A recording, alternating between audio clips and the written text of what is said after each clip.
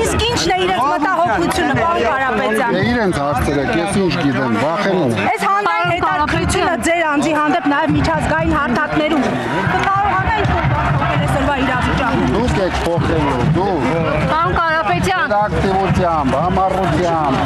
ամեն ինչ փոխելու եք։ եթե հայտնի հայտարարությունը չլիներ, դուք քաղաքականություն մտնելու հայտ կներկայացնեիք,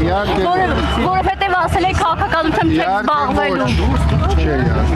Այսինքն այդ հայտարարությունը ստիպեց քաղաքականություն։ Այս անարտարությունները ստիպեցին։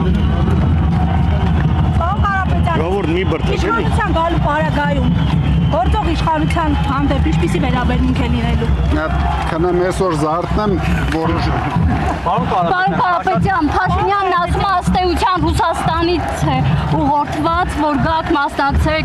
քաղաքական ընտրություններին։ Ռուսաստանը միայն ուղղորդում է Փաշինյանին։